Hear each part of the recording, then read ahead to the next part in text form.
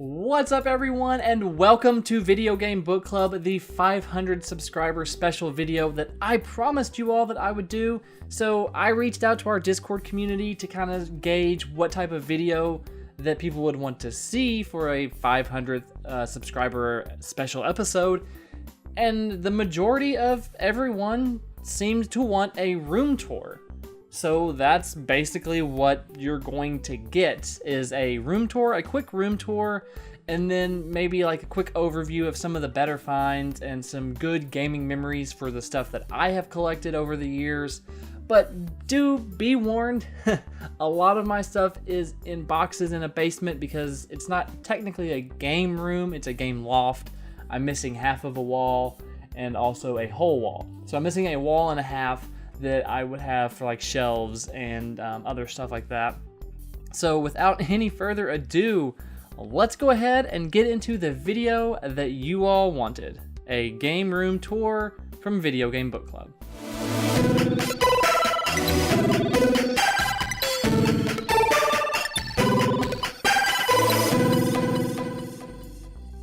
What's up? So welcome to the game room. Actually, this is more of a game loft, like I mentioned.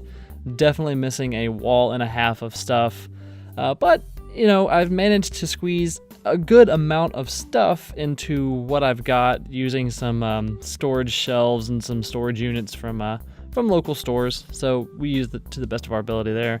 Starting off, you'll see our console display here with the original NES sitting over there. Sitting next to that is the awesome Famicom with the Famicom disk system attachment on it because it looks cooler. Then you got the Super Nintendo, the Super Famicom, and the best handheld in the world, the Virtual Boy. Then the Nintendo 64, the sleek black GameCube with the seemingly hard to find Game Boy player adapter on it.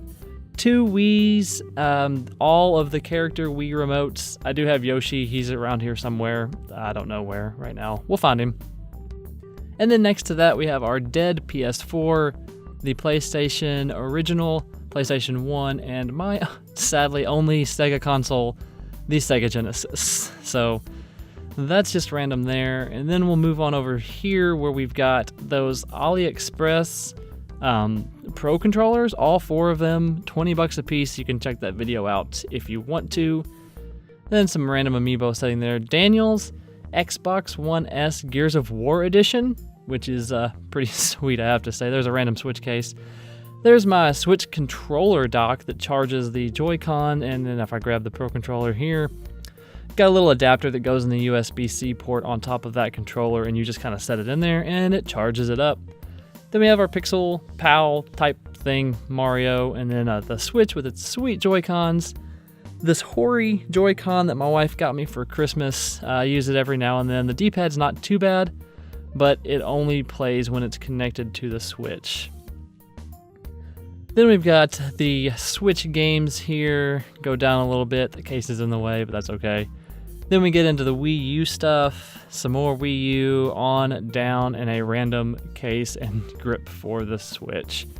Inside these little bins, I have controllers and wires for each of the systems. There's NES, Super Nintendo, and Super Famicom. I kind of grouped them all together, and then the N64 with the custom red and white controller that I painted myself.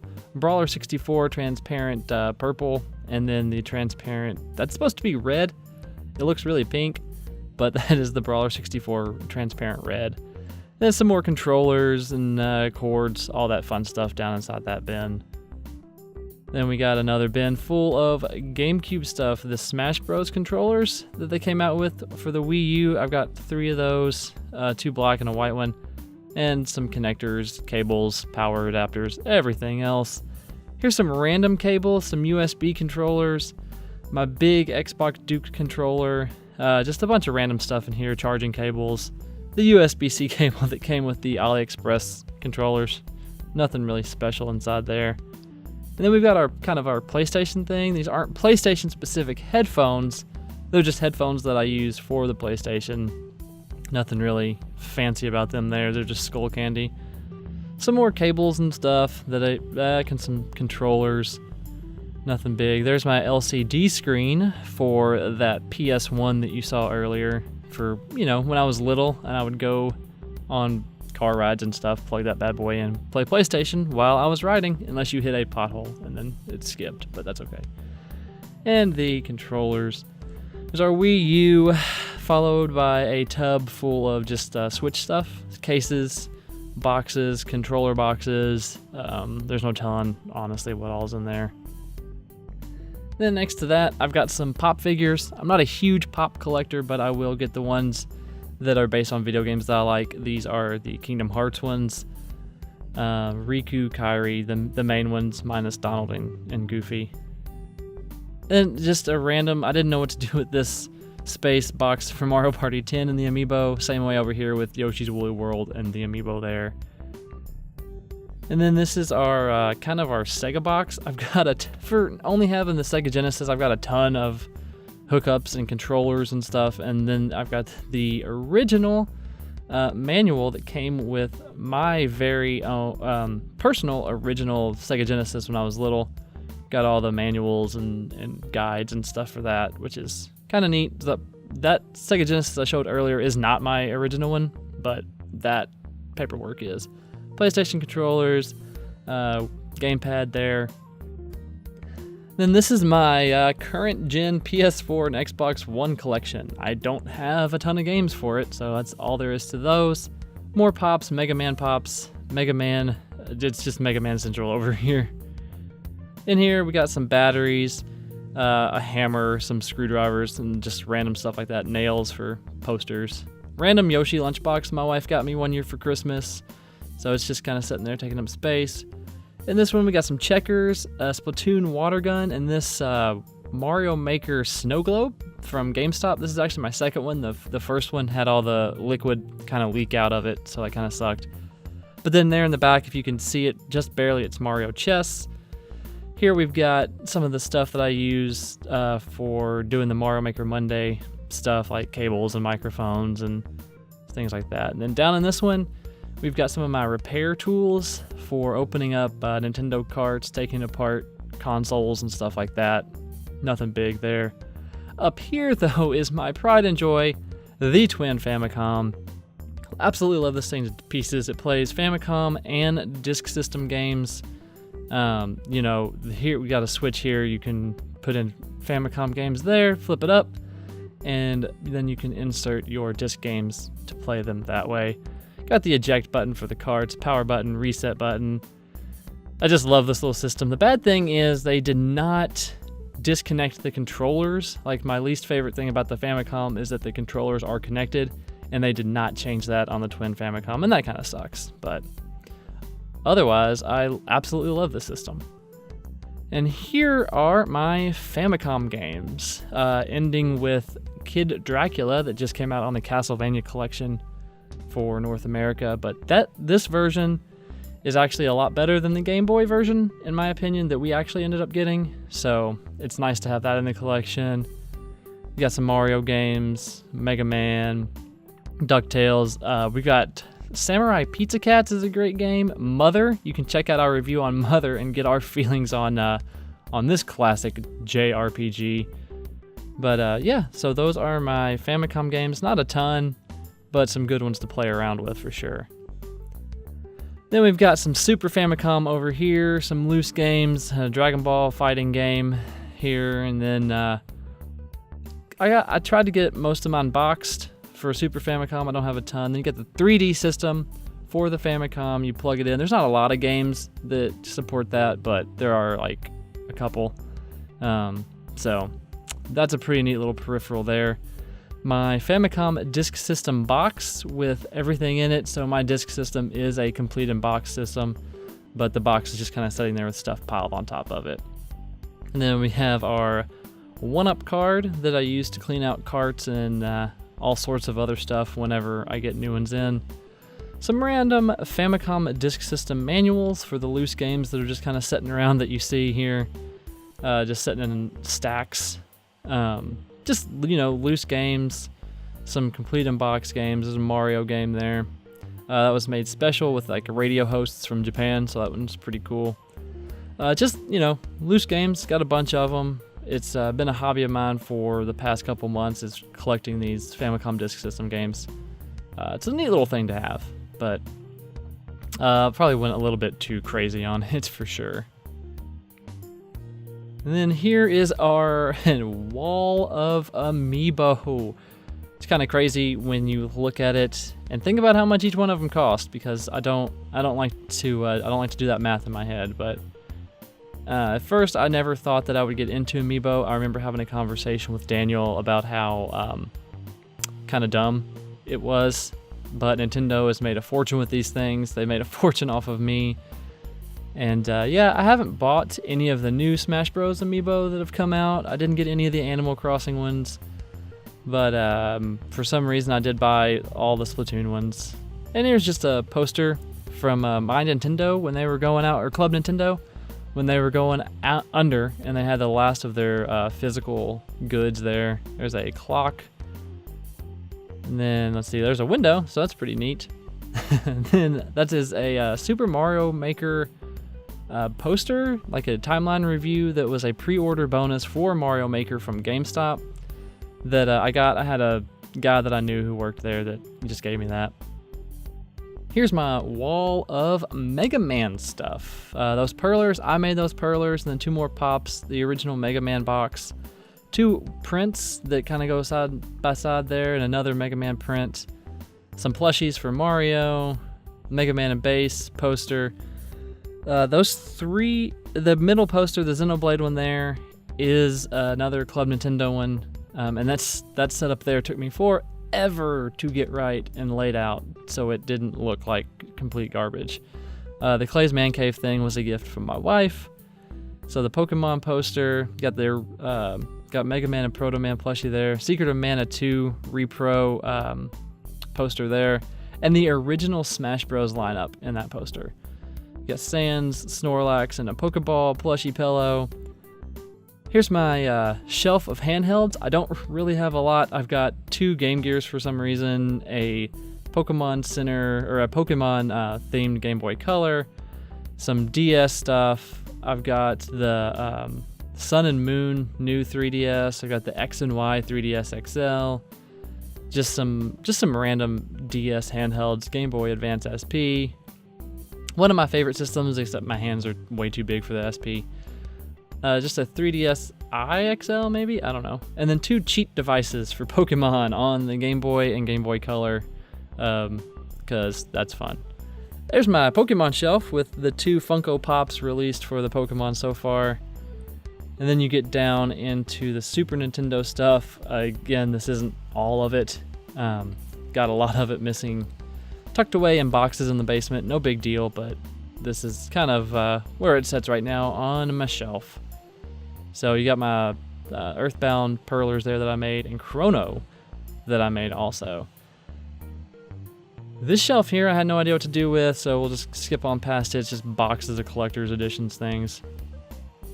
Here we've got like magazines and guides and books that I've collected over the years, or some of them were my original ones from when I was a kiddo. But this is where I keep all of them. I really enjoy like video game collector books or collector guides. They're really easy to just have kind of sitting on a coffee table and flip through while you're just sitting there, you know, kind of bored. But I like those. I like those kind of things there. Then we get up into the NES collection, or some of it anyway, that I've been able to put into these universal game cases. You got some games like Yonoid and Dr. Mario here that are just sitting out, but they're there. That's some of my NES stuff. My only Atari game that I will ever own is Mario Bros. On the Atari, just because it was at a half-price books and I grabbed it, so it was the only one I wanted. There's a second shelf of my NES stuff. It's not really organized, but that's okay. There were some 3 Famicom Disk System games that I've been working on. The N64 shelf here is part only, not even a good part of the collection, because here is the rest of it in this box here with my end labels there that I haven't put on all of them yet, but a good chunk of them. And let's see what we got here. So this is just a box of the rest of my N64 games that I haven't been able to put onto cases, and oh, yep, There it is. There's our winner. Such a good game. I hope everyone plays that and enjoys it. It's so good. Highly recommended, 5 out of 5 stars. But yeah, so as you can tell, like, this box is just completely full of N64 carts all the way down to the bottom. Just grab some random ones here. I got end labels on a lot of them, but I really want to put them in boxes, kind of like the other ones were. But look at this, all the way down to the bottom, just rows and rows. I need to figure out how to get these out and display them, because I don't make the shelves anymore that I would use. But yeah, so those cases, I want to put all of these in cases. I just haven't done it yet. I'm too lazy. Shelf of random Mario games, Monopoly, Checkers, Memory, Uno. Hey! It's Frank! He made another appearance. And there's some 3DS games there, nothing big, but absolutely love this Lethal Enforcer's big box. Sorry, Daniel, you cannot have it. It is mine. Something I thought was pretty cool is this Super Mario Galaxy launch edition or launch day commemorative coin. Didn't know that was a thing until I found it somewhere. Over here, just some random stuff. Super Mario Maker Rubik's Cube, Super Smash Bros. Steel case. Nothing really fancy. But there's my 3DS games. I don't have a ton of them, but that's just a line of them on the shelf. The Virtual Boy games, the complete library there in custom-made cases. If we, these are the ones that I have a video on. You can check that out also. If we just open up golf here real quick. So these are my custom cases made from DS cases that, yeah, you can check this link out for the video on that. And it also will link to all the custom artwork that I did for the covers. I did one for every game inside of the Virtual Boy library for North America. So check that out. I'll put that link for that stuff in the description below as well. Then we got some DS stuff. Not a lot. I'm not a huge time big collector for Nintendo DS or anything like that. So that's why there's not a lot of that stuff there. Here's some Game Boy Advance stuff. Excellent game here with Golden Sun. Check out that video as well. It's one of our earlier ones, but it was a blast to do. Extra 3DS boxes. Steel case for Sun and Moon on the 3DS. My favorite Game Boy Color game. Not really favorite, but I do love a good Pokemon trading card game. I wish we could get another one. It would be fantastic. The PSP section is really, really small, as you can tell. Just one of the Mega Man games and the Castlevania game, so I really don't care that much about PSP. My Sega Genesis collection is real small as well, and then you just get down there to the PlayStation stuff that I just kind of collect as I see it. If it's a good price, I'm not going to overpay for anything. Then we get over here to our GameCube section, which isn't huge, but it's got some pretty good games in it that I really enjoy. Paper Mario Thousand Year Door, Beautiful Joe, and Beautiful Joe 2. If you're into GameCube and don't have those games yet, you should probably jump on grabbing a hold of those. And Super Mario Sunshine. I will recommend this game all day long. I don't care what other people say about it. Sunshine is excellent. And then the Wii collection, again, it's not very big. It's just a couple of games that I really enjoy playing.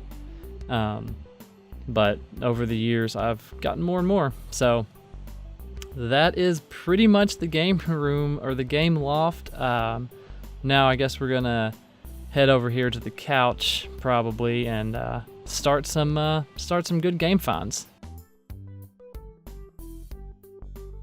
All right, so that will actually conclude just the quick game loft tour that I wanted to give you all and that you all really wanted to see. Hopefully, it kind of opened your eyes to some of the craziness that I've gotten myself into over the years. But for like really good finds, they were sitting on those shelves, but I've pulled them down to kind of show off a few of them here up close and personal for you all. And also, some of them aren't like the most exciting games, but they have really good memories attached to them. So I want to go over those as well. So let's go ahead, take a look at some of these. And then we'll get you out of here and let you enjoy your day.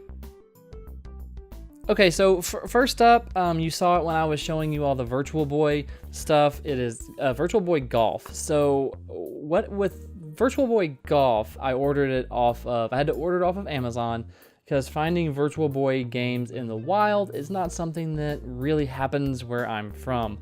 So I ordered it for $10 and it came in and it was in the box, complete, like in the box, and had the game, the manual, the inserts, and of course like the dust cover and the box. And I got all of this for like $10 off of Amazon, and that was a pretty good find because I was really just expecting it, to be this, and instead it turns out to be the entire complete package, which was pretty cool. This for $10, I was happy with it. It was one of the last games for the Virtual Boy that I needed to get in order to complete the library. And it was funny because the only copies sold on like eBay were Japanese copies of Golf, and I wanted the American copy, or the NTSC copy, and ended up finally getting it. $10 Amazon, fully complete. Next up was a pretty good find at a flea market on one of the handhelds that you might have caught a glimpse of during the tour of the loft here, and that was the Pokemon Game Boy Color. This was sitting in a flea market booth's glass case, but it was piled under all of these other Game Boy Advance games, Game Boy games, what have you. No price tag on it. I asked him what he wanted for it. He said, "Oh, I don't have a price. What will you give me?" I told him $10 for it, and he took it. He took $10 for this, and it does work. There's no batteries in it right now for me to show you that it works, but I have played Pokemon trading card game on it recently, so I know it does work, and it was really cool. It was a really cool find. One of the better flea market finds that I have had. For the most part, people are asking ridiculous prices at flea markets now, but $10 for this, I would gladly pay it, and if I found another one for $10, I'd pay it again. The next thing up is something that I found at a local yard sale a couple years back, and that was this commemorative launch coin for Mario Galaxy on the Wii. I had no idea that this was a thing until I saw this at the yard sale and asked the person what they wanted for it, and they were like, "Oh, I don't know, is it an actual game?" Told them no, it wasn't the actual game. They took a quarter, but I thought it was pretty cool that I had no idea that this was a thing. And it's got the commemorative launch coin, certificate of authenticity right there, and then here's the coin. Oh boy, if we can get it to show up here. There's our coin right there. And then we'll flip it around here, and it's just, there we go, Mario Galaxy. I don't know if it's not focusing, but there. And that is what it looks like on the inside.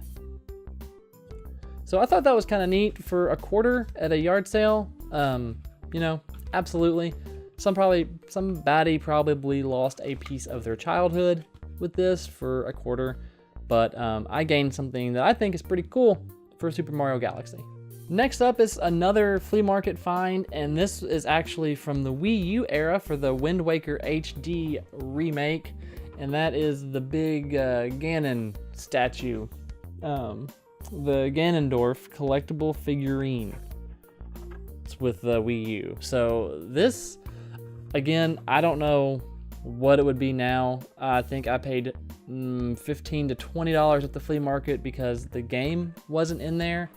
But at the time I had been looking for this, and I knew kind of what its going rate was, and when he told me that price, like, I immediately jumped on it, probably so much in a way that he was like, I just lost some money on this one. But this was another good flea market find, and I'm really happy to have it in my collection because this version of Wind Waker on the Wii U is fantastic. Like, Wind Waker is an excellent game anyway, but this version, the Wii U version, adds so many quality of life improvements that it's so good. If you haven't played it yet, go play it.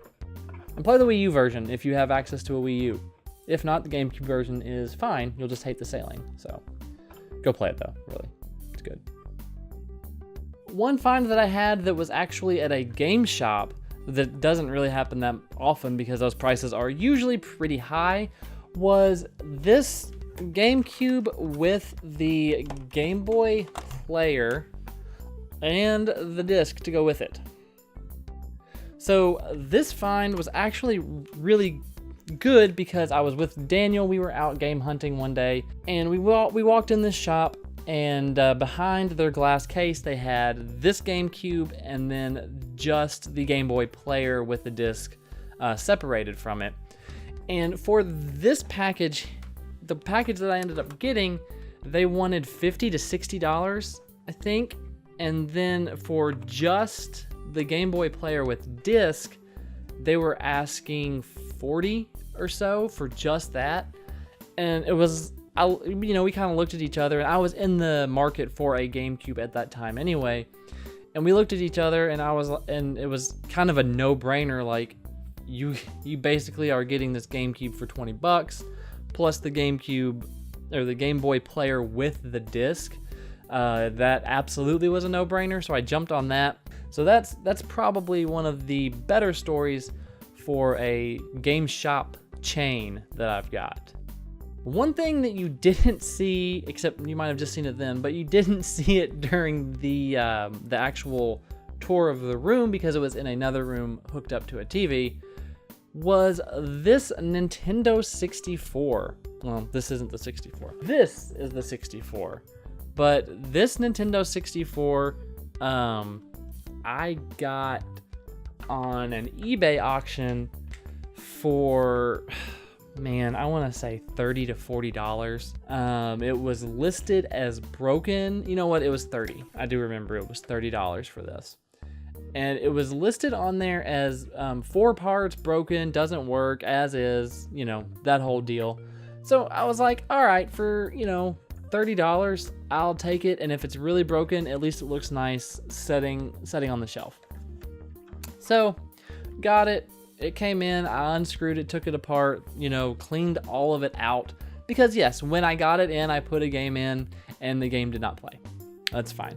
It did power on, so I knew that part was working, but the game didn't play, which is like, okay, there's plenty of ways to fix that. I took it all apart, dusted it off, cleaned it all off, cleaned the pins inside that the game's connected to, hooked it up, and it worked.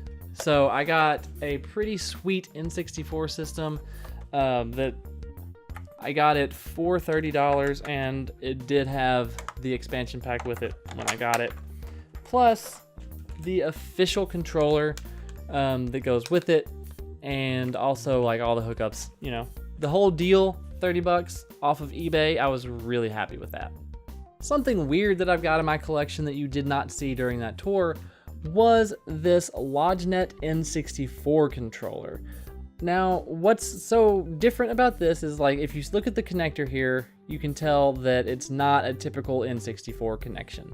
It goes into a phone line or into a TV on a phone line, and it basically is what hotels used for gaming when you wanted to spend, $10 on a game for an hour and your parents hated you because you racked up their credit card bill. This was the little guy responsible for it. I can't go into too much detail on it. I don't know a lot other than it was in hotels to play N64 games, but do check out my buddy Nintendrew's video. He got one of these as well, and he goes into some pretty good information about what they were used for and all that fun stuff. So, but check that out if you want to know more about these LodgeNet controllers, because there was more than just this one, but this one was a good find online. I couldn't find one really like looking on eBay or anything. So I think this is a pretty neat little thing. I can't obviously play it, but it's neat to have. So that's kind of neat. My last really good flea market find before I get into other games that weren't actually finds is Chrono Trigger for Super Nintendo. I got it for, I don't know, maybe $20 at the time. It was at a flea market booth, and ended up snagging it because they, at that time, just kind of grouped it in with the genre of game that it was and what system it was on. So ended up with a good deal on that, mainly because my brother had some connections with the booth owners at this particular flea market, but this was a good find for the price considering what it is now. While, a lot of people have Earthbound, it's not incredibly rare, it's just expensive. And to be honest, this Earthbound was actually my uncle's. So my mom's brother was a big time gamer. And so a lot of my collection for NES and Super Nintendo came from him when he was like, I'm done. And, I told him, I was like, hey, when you want to get rid of this, I got this shelf space I could put it on. And so he did. He gave me a lot of it. Earthbound is one of those games. His original save, still on here. And then also, all of these were from him. And I say it like this because it's pretty cool what some of them are. One of them is Mega Man 7. That was from him. Pretty cool. And then you have Mega Man X with the manual, I believe. I believe the manual's in there. Yep. So we got Mega Man X with the manual. There you go. Put that back in there. He was also a Mega Man fan, so I wonder if that's where I got my love for Mega Man from. But Mega Man X2, also Mega Man X3 for the Super Nintendo, all from him. He also gave me Mega Man Soccer, but it's not over here. I didn't bring it over here. I was just happy with those. But those were some pretty good ones that he gave me. He gave me some other ones too, but I think this probably feeds into my love for Mega Man, was thanks to my uncle. There are 3 more games that my uncle did give me. This obviously isn't all of them, but these are 3 that I have extremely fond memories of. Christmases together, all that other stuff, playing games with him and everything associated with, nostalgic memories and all of that. First up, I remember going over to his house when I was little, and he was playing Adventures of Lolo. I just thought it was cool, and I loved the music in it. Absolutely loved the music in this game. And, he sat down with me and we started playing it. And of course, there were puzzles when I was this little that I just could not solve, but it kept the love for Lolo with me this entire time. And then when I finally started getting into collecting more and more and more, he handed over his copy of The Adventures of Lolo, and I went out and grabbed the rest of the series because I love it so much. And I honestly believe that it's nostalgic, yes, but it's also a pretty good game. So check out Adventures of Lolo if you haven't yet. And then there's another game whose sequel is incredibly pricey, but right now we're just talking about regular old Chip and Dale Rescue Rangers. Now, I also do have the sequel, the follow-up to this one, but that version of the game does not hold as special of a place as this one does. Chip and Dale Rescue Rangers, I remember 100% sitting in front of a TV with my uncle, playing through this game, beating this game, and and with 2-player, obviously, but the memories, man, like nostalgia is a heck of a thing. I'll be darned if this game doesn't bring up some of the biggest nostalgia that I can absolutely think of. The gameplay, the music, the characters, the levels, just the entire package is fantastic. And I'm glad he gave this game to me. I'm glad this was the original copy that we played all of those years ago. And finally, a game that he gave me that has brought my love for this game all the way up is Super Mario Bros. 2. Now, I know, it's not the Super Mario Bros. 2 that Japan got. I'm aware of that. I know that we got a reskin of Doki Doki Panic. We got the better version of Doki Doki Panic, to be honest. Playing this with him all of the time, I mean, that sealed it in for me that this is one of my favorite Mario games of all time. As different as it is, it's fantastic. I love everything about this game. I love the memories that it has. I love the music. again, this is the copy that him and I played when I was little, so of course I absolutely love having this in my collection, and I wouldn't want it any other way.